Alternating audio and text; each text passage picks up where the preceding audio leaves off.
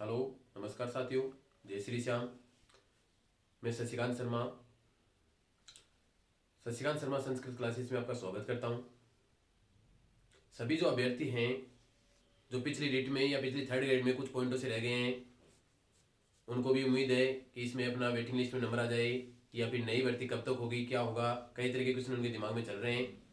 तो उन पर थोड़ी सी चर्चा करते हैं।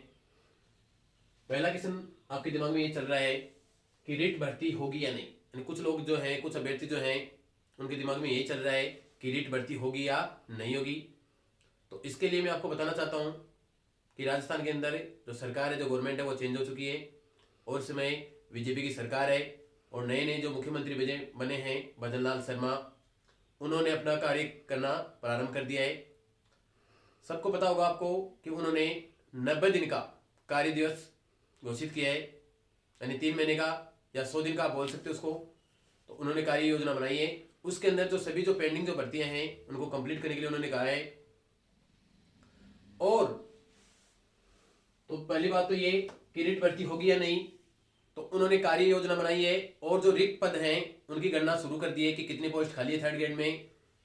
तो काउंटिंग शुरू की है। तो इसका मतलब ये है कि रीट की भर्ती डेफिनेट होगी, कंफर्म होगी। उसके बाद में सेकंड क्वेश्चन आपका आता है, रीट विज्ञापन कब तक होगी, यानी रीट का जो विज्ञापन है वो कब तक आएगा। तो रीट का जो विज्ञापन है वो फरवरी या मार्च लास्ट तक आने की पूरी संभावना है।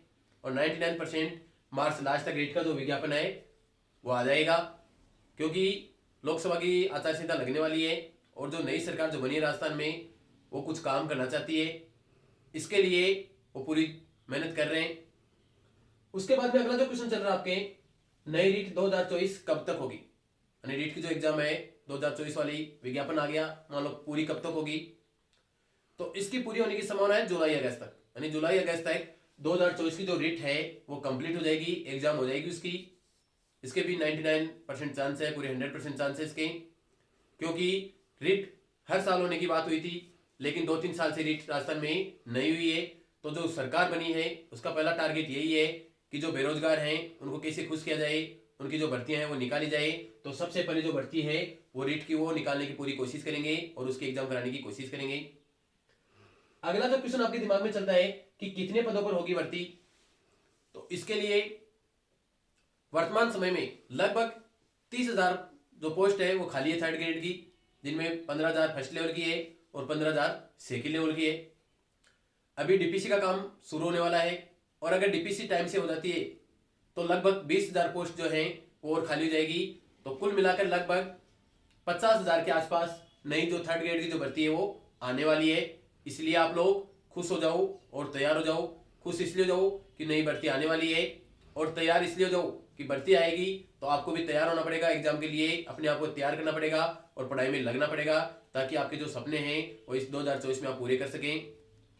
अगला क्वेश्चन आपके दिमाग में ये आ रहा है कि परीक्षा 1 होगी या 2, ये सभी के दिमाग में चल रहा है। तो इसके लिए आपको बता दें कि पहले एक एग्जाम होती थी, उसके बाद में जो कांग्रेस की सरकार आई उसने 2 एग्जाम शुरू कर दी। उसके बाद में सरकार चेंज हुई, बीजेपी की सरकार आई तो उसने फिर से एक एग्जाम शुरू कर दी रीट के नाम से।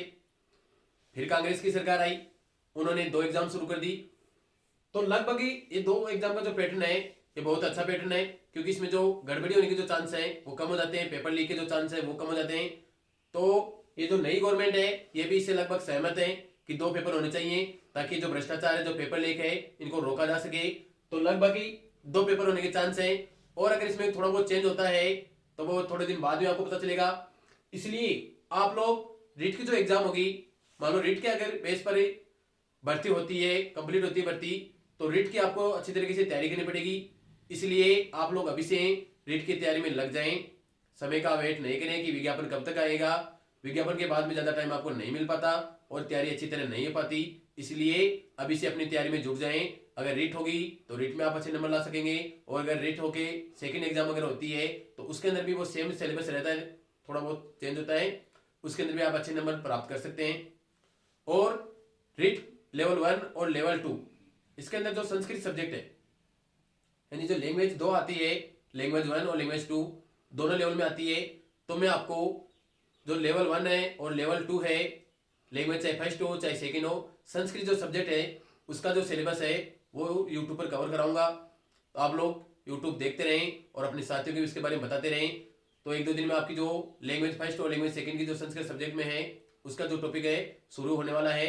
इसलिए आप लोग अधिक से अधिक इस चैनल से जुड़ते रहें। Thank you.